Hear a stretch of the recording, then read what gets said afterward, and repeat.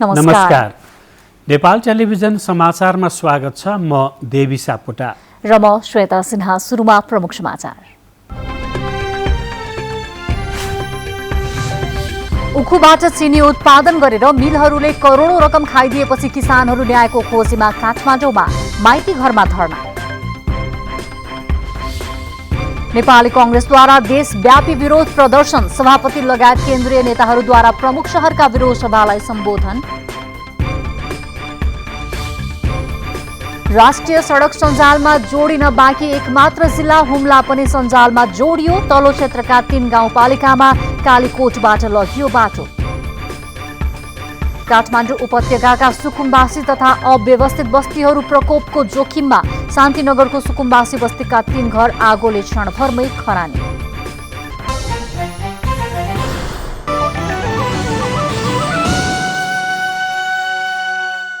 आफूहरूले पाउनुपर्ने बाँकी रकम लामो समयसम्म नपाएको भन्दै उखु किसानहरूले आज पनि काठमाडौँको माइती घरमा विरोध प्रदर्शन गरेका छन्। माइती घरमा प्रदर्शनमा उत्रिएका उनीहरूले आफूहरूको माग पूरा नभए सिंहदरबार घेर्ने चेतावनी दिएका छन्। चिनी मिल सञ्चालकबाट बाँकी रकम उठाइदिन सरकारले गरेको बाचा पूरा नभएको भन्दै सर्लाहीका उखु किसानले हिजोदेखि काठमाडौँ केन्द्रित आन्दोलन सुरु गरेका हुन्। उनीहरूले गत वर्षको पुस 16 गते सरकारसँग भएको 5 बुँदे सम्झौता कार्यान्वयन गर्न माग गरेका छन्। सरकारले किसानसँग गरेको पटक पटकको बाचा अनुसार मंसिर 26 गतेसम्म किसानले बाँकी रकम प्राप्त गर्नुपर्ने भए पनि 1 वर्षको अवधिमा कुनै प्रगति नभएको उखु किसान संघर्ष समितिले जनाएको छ। उखु किसानहरूले चिनी मिलहरूसँग करिब 90 करोड रुपैयाँ लिन बाँकी रहेको छ। उखु किसानहरूले बाँकी रकम भुक्तानीका लागि उद्योग मन्त्री लेखराज भट्टले चिनी मिल सञ्चालकहरूसँग छलफल गर्नुभएको छ। छलफलका क्रममा मन्त्री भट्टले किसानको भुक्तानी गर्न निर्देशन पनि दिनुभएको छ। रौतहटको श्रीराम सुगर मिल बन्द भएको र 35 करोड रुपैयाँ तिर्न बाँकी रहेकाले मिलको भौतिक सम्पत्ति बेचेर किसानहरूको बाँकी तिर्नका लागि प्रक्रिया अघि बढाइएको भन्ने जानकारी आएको मन्त्री भट्टले बताउनुभयो। उहाँले किसानको समस्या तत्काल समाधानका लागि जोड दिएको पनि बताउनु भएको छ।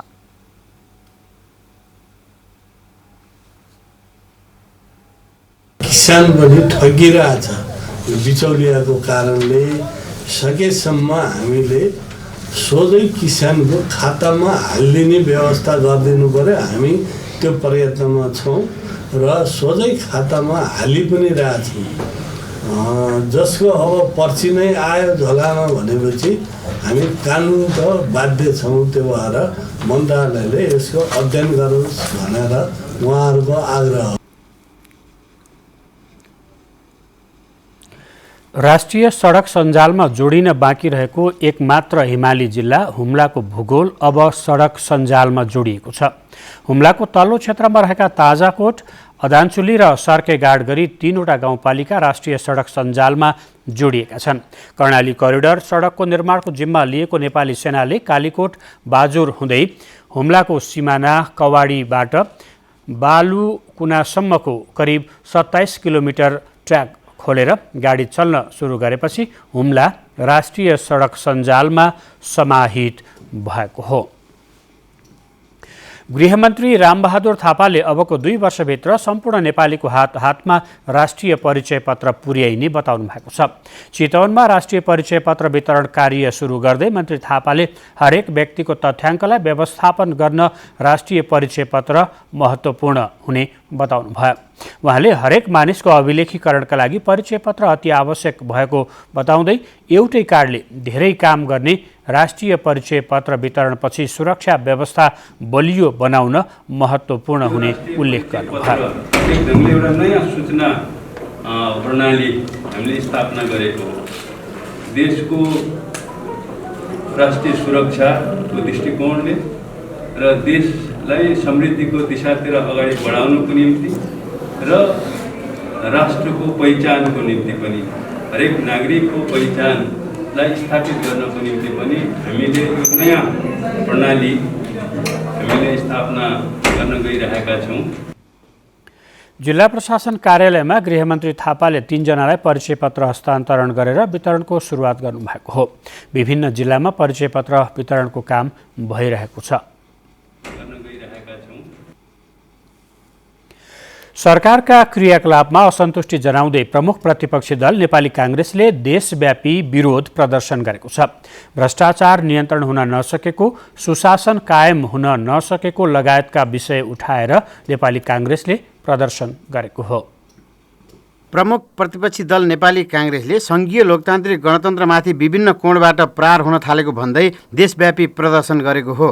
वर्तमान सरकार गठन भएपछि प्रमुख प्रतिपक्षी दल नेपाली काङ्ग्रेसले पहिलो पटक मुलुकका सबै जिल्लामा र्याली तथा विरोध प्रदर्शन गर्यो। विरोध कार्यक्रमका लागि काङ्ग्रेस शीर्ष नेताहरू विभिन्न जिल्लामा आयोजित विरोध कार्यक्रममा सहभागी हुनुभयो। सोही सिलसिलामा सभापति शेरबहादुर देउवाले मकवानपुरको विरोध सभालाई सम्बोधन गर्नुहुँदै वर्तमान सरकारको कार्यशैलीका कारण प्रतिगामी शक्तिहरू सङ्घीय लोकतान्त्रिक गणतन्त्र विरुद्ध सडकमा उत्रिन थालेको बताउनुभयो। सभापति देउवाले सङ्घीय लोकतान्त्रिक गणतन्त्रको विकल्प नभएको उल्लेख गर्नुभयो।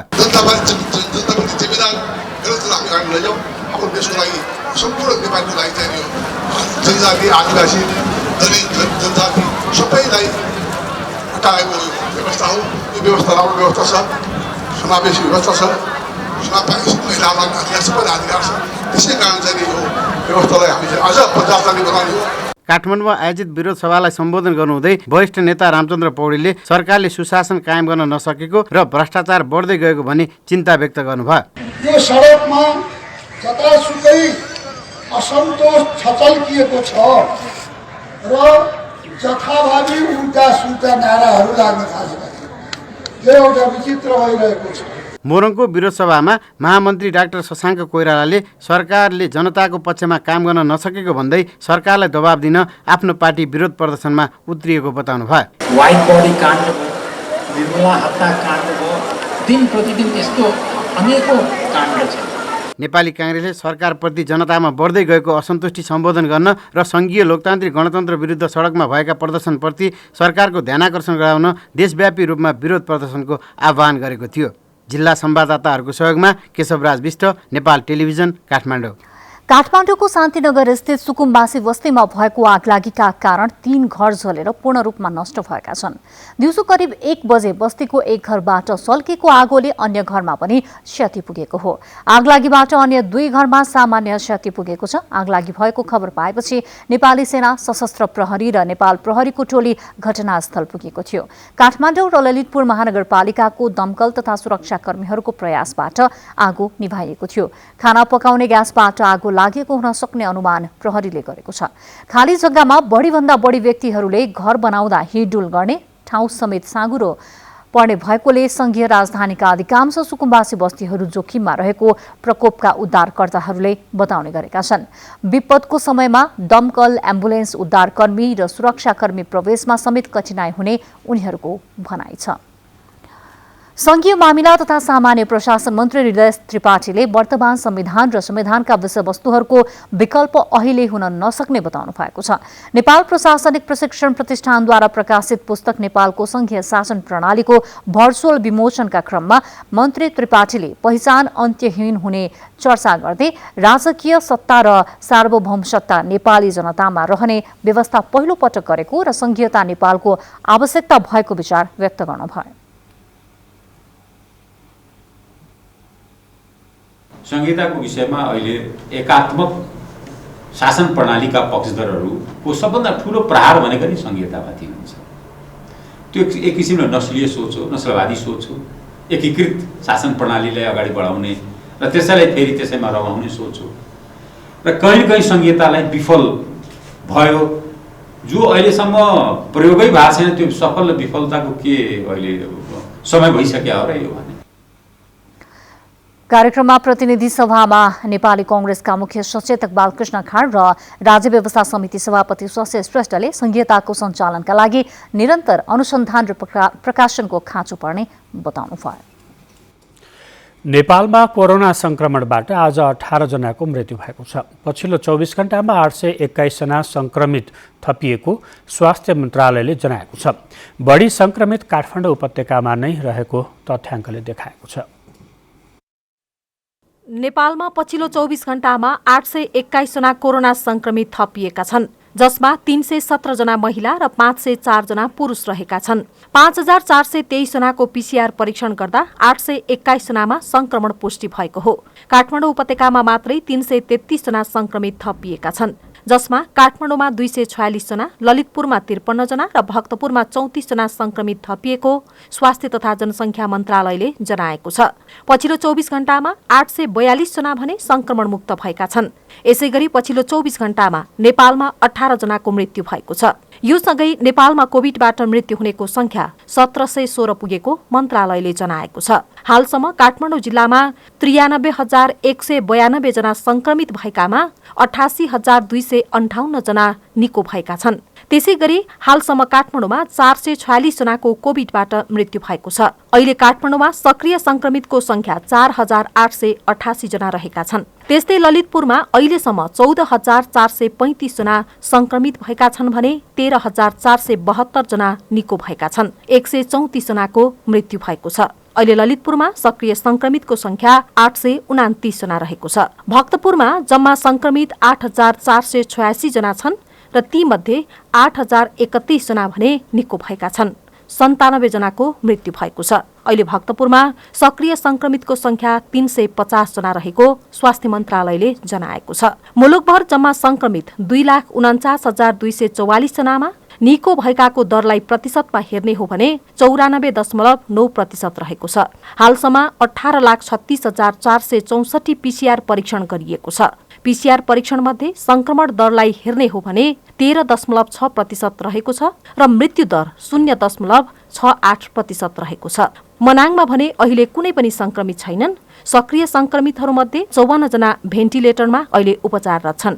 यसैगरी 471 जना क्वारेन्टिनमा बसिरहेका छन्। अनिता बिन्दु, नेपाल टेलिभिजन। कोरोना भाइरस संक्रमणको जोखिमकै बीच पनि मानिसहरूको दैनिकी सामान्य जस्तै बन्न थालेको छ। मानिसहरू नियमित रूपमा काममा फर्किएका छन्। यसले कोरोनालाई मानिसले सामान्य रूपमा लिन थालेको देखिएको छ। के अहिले कोरोनाको जोखिम कम हुँदै गएको हो त? हेरौँ कोरोना केयर।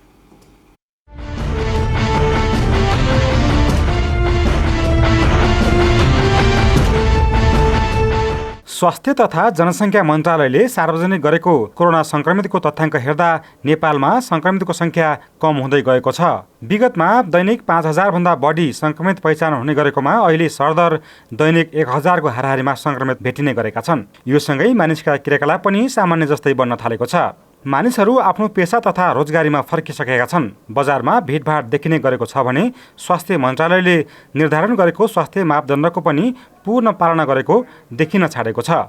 यसले सर्वसाधारणमा कोरोनाको डर कम भएको देखिए पनि चिकित्सकहरूलाई भने त्रास बढाएको छ। भिडभाड गर्ने क्षेत्र चाहिँ भिडभाडलाई चाहिँ अलिकति कम गर्नुपर्ने, अलिकति जागरुकता फैलाउनु पर्ने जस्तो देखिन्छ मान्छेमा, तर त्यो चाहिँ छैन हैन। त्यसले गर्दाखेरि अनि बिस्तारै एउटा के हुन्छ भन्दाखेरि डर त्रास पनि कम भइरहेछ कि मान्छेमा। तर हामीलाई चाहिँ अब चिकित्सकको नाताले चाहिँ हामीलाई चाहिँ डर त्रास बढिरहेछ, मान्छेमा चाहिँ घटिरहेछ। त्यो चाहिँ एउटा त्यसमा चाहिँ पहल गर्नुपर्ने जस्तो पनि देखिन्छ। एउटा भनौँ न प्रचार प्रसारदेखि लिएर सबै कुराहरू त्यो चाहिँ एउटा कमी भएको पनि देखिरहेको छु। विश्वको तथ्याङ्क हेर्दा अहिले पनि कोरोनाको जोखिम कम भएको छैन। नेपालमा संक्रमितको संख्या घटेको देखिएको छ, तर संक्रमण कम भयो भनेर अहिले नै भनिहाल्ने अवस्था रहेको देखिँदैन। अब रिसोर्सेस कम भएको हो हाम्रो र जाँच गर्ने प्रक्रिया चाहिँ कम भएको हो।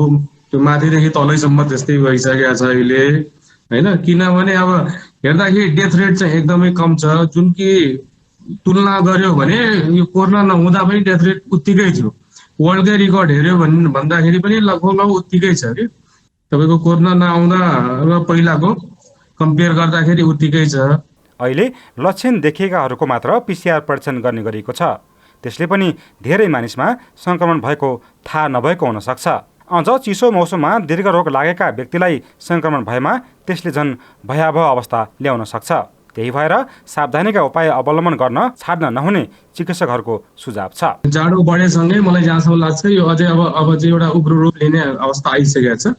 त्यसले गर्दाखेरि मान्छे जुन अब भनौँ न दीर्घ रोगीहरू छन् अथवा 40 भन्दा माथिका छन्, 45-40 भन्दा माथिका, उहाँहरू चाहिँ आफूलाई अब आफू सतर्क भएर बस्नु पर्यो। जे होस् अब केही त्यसको कुनै पनि सिम्टम्सहरू आयो भने अस्पतालमा अथवा चिकित्सकसँग गएर सल्लाह चाहिँ लिइहाल्नुपर्छ जस्तो देखिन्छ। अब जोखिम भने जोखिमलाई कम गर्नलाई पनि अब सरकारले पनि अलिकति नियमहरूमा जस्तै स्कुलहरू बन्द गर्नै पर्छ होइन, भ्याक्सिन नलागेसम्म।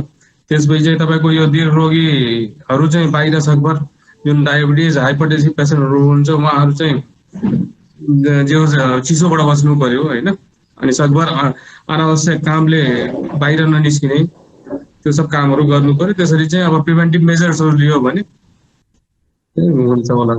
कोरोनाको डर भए पनि लामो समयसम्म काम नगरी बस्दा जीविकोपार्जनमा समस्या हुन सक्छ। यस्तो अवस्थामा आफ्नो नियमित काम गर्दा स्वास्थ्य मापदण्डको पूर्ण पालना गर्न छाड्नु हुँदैन। मास्कहरू लगाउने, सेनिटाइजर, हात धुने कामहरू गर्नु पर्यो होइन। भिडभाडमा एउटा के छ भन्दाखेरि हामी अब माथिबाट एउटा पातलो एप्रोन जस्तो कपडाहरू पनि युज गर्न सकिन्छ कि।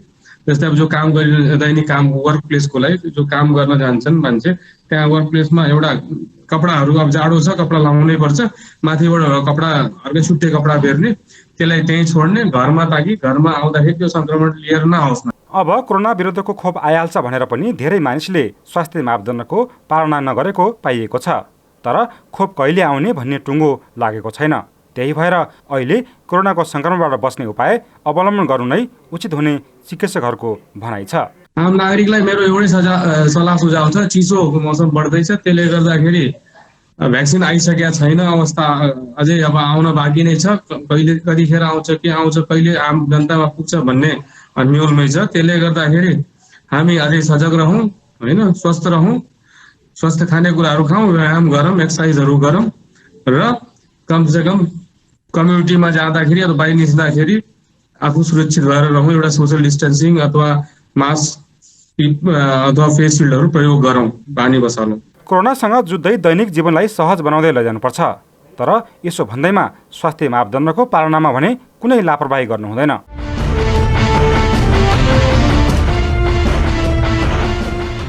अख्तियार दुरुपयोग अनुसन्धान आयोगले मालपोत कार्यालय भरतपुर चितवनका लेखा अधिकृत नायब सुब्बा र लेखापाल विरुद्ध भ्रष्टाचार गरेको अभियोगमा मुद्दा दायर गरेको छ।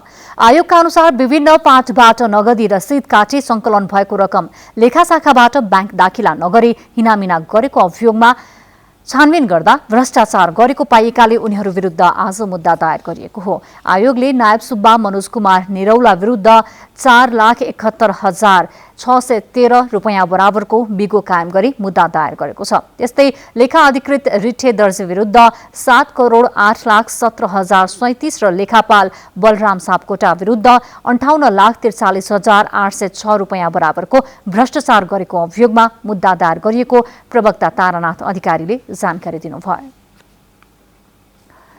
नेपाल प्रज्ञा प्रतिष्ठानको 63औं वार्षिकोत्सवको अवसर पारेर आज राष्ट्रिय कविता महोत्सवको आयोजना गरियो। विभिन्न जिल्लाबाट सहभागी 30 जना कवि कवियत्रीहरूले कविता वाचन गर्नुभएको थियो।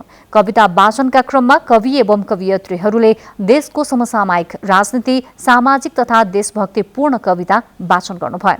नेपाल प्रज्ञा प्रतिष्ठानका पूर्व उपकुलपति एवं वरिष्ठ कवि विष्णु विभु घिमिरेको प्रमुख आतिथ्यतामा सञ्चालन भएको महोत्सवमा उत्कृष्ट हुने प्रतियोगी छनौट गरी सम्मान गरिने आयोजकको भनाइ छ। राज्यका सबै निकायमा दलितको उपस्थिति र सहभागिताका लागि सञ्चार माध्यमले परिवर्तनकारी भूमिका निर्वाह गर्नुपर्नेमा जोड दिएको छ। राजधानीमा आयोजना गरिएको राज्यको नयाँ संरचना र मिडिया मूल प्रवाहीकरणमा दलित सहभागिता विषयक गोष्ठीका सहभागीले दलितका मुख्य सवालमा मूलधारका सञ्चार माध्यमले स्थान र समय उपलब्ध गराउनुपर्नेमा जोड दिनुभयो। कार्यक्रममा सञ्चार तथा सूचना प्रविधि मन्त्रालयका सचिव हरिप्रसाद बस्यालले दलितहरूको उत्थान र विकासका लागि उनीहरूको आर्थिक अवस्थामा सुधार ल्याउनुपर्नेमा जोड दिनुभयो। आर्थिक अवस्थामा सुधार आएसँगै बिस्तारै सामाजिक र सांस्कृतिक हैसियतमा पनि सुधार आउने उहाँले बताउनुभयो। दलितहरूको क्षमता अभिवृद्धि र सशक्तिकरणमा सञ्चार माध्यमले महत्त्वपूर्ण भूमिका निर्वाह गर्न सक्ने बताउँदै सरकारी सञ्चार माध्यमहरूमा दलितहरूको उपस्थिति बढाउन पहल गरिने प्रतिबद्धता पनि उहाँले बताउनुभयो। आर्थिक पक्ष हो, हामी अत्यन्तै भल्नरेबल ठाउँमा बसेका छौँ। हाम्रो आर्थिक उत्थानले हामीलाई साँझ बिहानको गुजारा चल्न समग्र दलितलाई गाह्रो छ। त्यो कारणले हामी विद्यालयमा हाम्रा छोराछोरी पठाउन सकेका छौँ। कार्यक्रममा नेपाल टेलिभिजनका कार्यकारी अध्यक्ष डाक्टर महेन्द्र विष्टले सञ्चार माध्यम समाजको प्रतिबिम्ब मात्र नभई समाज परिवर्तनको आधार भएको उल्लेख गर्नुभयो। सञ्चार माध्यमले समाजको बहुलता र विविधतालाई समावेश गर्नुपर्नेमा उहाँले जोड दिनुभयो। मिडिया समाजको ऐना हो हैन, समाजको ऐना मात्रै भयो भने समाज जस्तो छ त्यति मात्रै देखिन्छ। मिडियाले त्यति मात्रै गरेर पुग्दैन, यो चाहिँ चेन्ज एजेन्टको रूपमा पनि काम गर्ने हुन्छ। यो चाहिँ परिवर्तनको संवाहकको रूपमा भन्ने गर्छौँ हामीले। यसले चाहिँ संरचनालाई पनि बदल्ने र नयाँ संरचना कायम गर्न पनि मिडियाले भूमिका खेलेको हुनुपर्छ। त्यसवखत मोतीलाल नेपालीले कार्यपत्र प्रस्तुत गर्दै सञ्चार माध्यमले दलितका घटना तथा विषयवस्तुलाई स्थान दिए पनि मूल प्रवाहीकरण भने दलित छायामा पर्ने गरेको गुनासो किसिमको चाहिँ मिडिया ग्रुपहरु मिडिया हाउस ग्रुपहरु छ, उसले चलाउने खालकोलाई बेनिफिट हुने भन्दा तल्लो लेभलको कुराबाट समाचार माध्यमहरुले चाहिँ आफ्ना सवाल र इस्युलाई चाहिँ कन्ट्रिब्युट गरेको हामी यथार्थ देख्दैनौँ। कार्यक्रममा सहभागीहरूले दलितको वैकल्पिक सञ्चार माध्यम खोल्ने भन्दा पनि मूलधारका सञ्चार माध्यमहरूमा आफ्नो स्थान खोज्न सक्नुपर्ने धारणा राख्नुभयो। संघीय मामिला तथा सामान्य प्रशासन मन्त्री हृदय त्रिपाठीले अहिलेको व्यवस्था सफल वा असफल हुने कुरा स्थानीय तहको काम कारबाहीमा निर्भर रहने बताउनु भएको छ। काठमाडौँ महानगरपालिकाको 26औं महानगर दिवसको अवसरमा आयोजित कार्यक्रममा मन्त्री त्रिपाठीले संघीयता कसैको निगाहमा प्राप्त नभएकोले कसैले पनि यसलाई समाप्त पार्न नसक्ने मन्त्री त्रिपाठीले बताउनुभयो।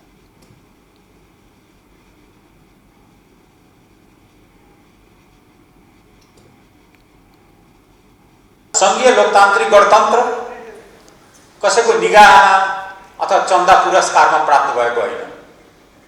यो असंख्य नागरिकहरूको बलिदान शहादतबाट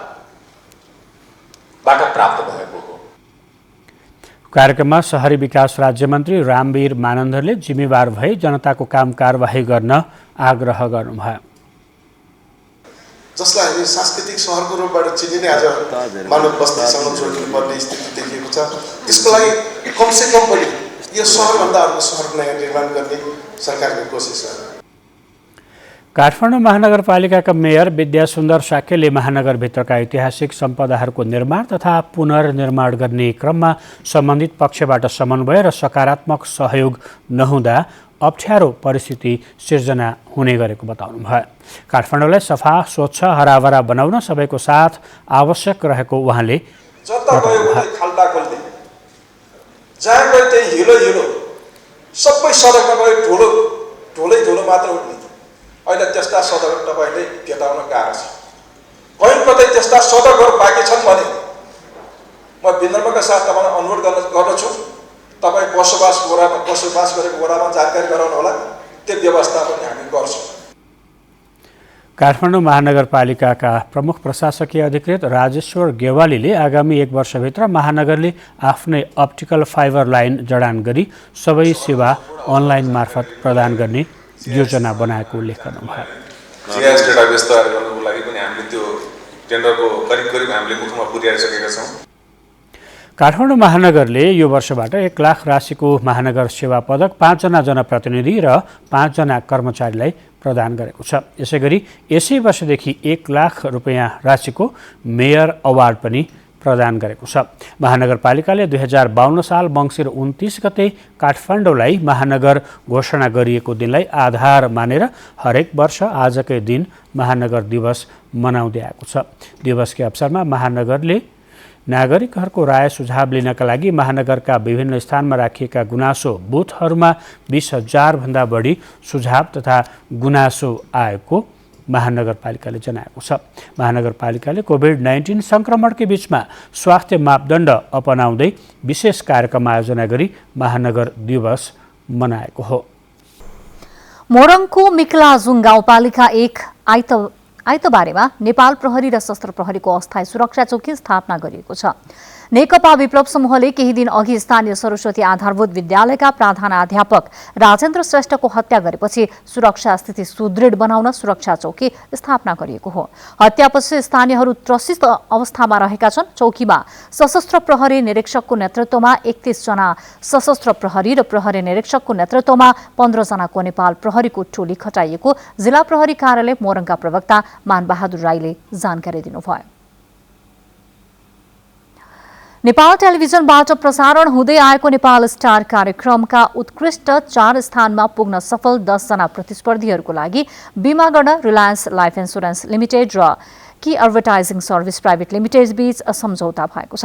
नयाँ बानेश्वर स्थित रिलायन्स लाइफ इन्स्योरेन्सको कार्यालयमा आज भएको सम्झौतामा रिलायन्स लाइफ इन्स्योरेन्सका प्रमुख कार्यकारी अधिकृत प्रवीण रमण पराजुली र की एडभर्टाइजिङका प्रबन्ध निर्देशक रविन्द्र कुमार रिजाल बीच सम्झौता पत्रमा हस्ताक्षर भएको हो। कार्यक्रममा नेपाल स्टारका निर्देशक रवि श्रेष्ठ, जजहरू वरिष्ठ संगीतकार आलोक श्री र वरिष्ठ गायक रामकृष्ण ढकालको उपस्थिति रहेको थियो। यस्तै चौथो स्थानमा पुग्न सफल 10 जना प्रतिस्पर्धीहरूको सिद्धार्थ ब्याङ्कमा खाता खोलिएको छ। कार्यक्रममा सबै प्रतिस्पर्धीहरूले अझ बढी मेहनत गरी प्रथम स्थान हासिल गर्न ब्याङ्कका प्रमुख शम्भु गौतमले शुभकामना दिनुभयो। रुकुम पूर्वको पुथा उत्तरगंगा गाउँपालिकामा रहेका तातो पानीका स्रोतहरूको संरक्षण र प्रवर्धनका लागि विस्तृत योजना बनाउन थालिएको छ। अघिल्लो हप्ता लुम्बिनी प्रदेश सरकारको संस्कृति पर्यटन तथा नागरिक उड्डयन मन्त्रालयले तातो पानी स्रोत संरक्षण गर्न प्राविधिक टोली पठाएर विस्तृत परियोजना बनाउन सुरु गरेको हो। नदी किनारका अधिकांश ठाउँमा तातो पानीको मुहान रहे पनि स्थानीयको व्यवस्थाका कारण ती क्षेत्रहरू अलपत्र अवस्थामा रहेका छन्।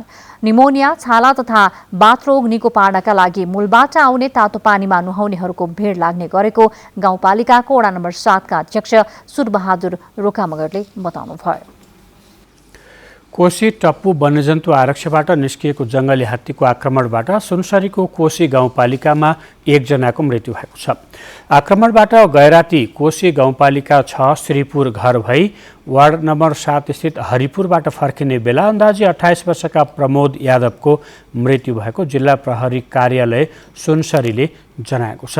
हात्तीले विगत लामो समयदेखि कोशी आरक्ष वरपरका क्षेत्रमा आतंक मचाउँदै आएको आरक्षले जनाएको छ।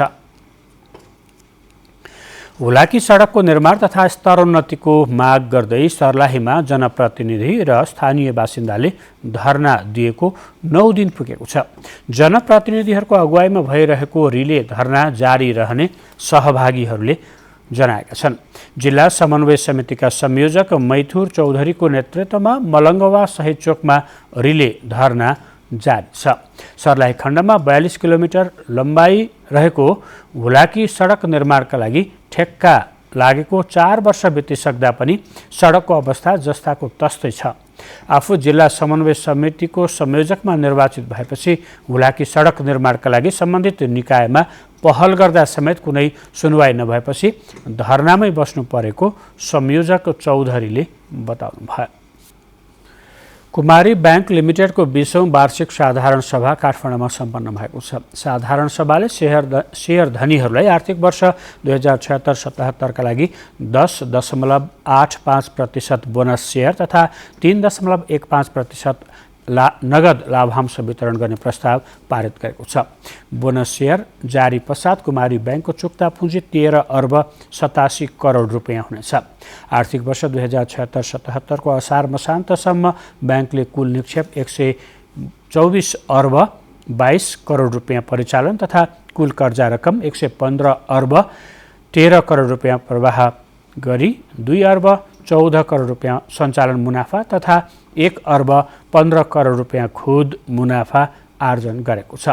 हाल बैंकले काठमाडौँ उपत्यकाभित्र र बाहिर गरी 186 शाखा सञ्जाल, 150 एटीएम, 13 एक्सटेन्सन काउन्टरका साथै 22 वटा शाखा रहित बैंकिङ इकाइ मार्फत देशभर सेवा प्रदान गर्दै आएको छ।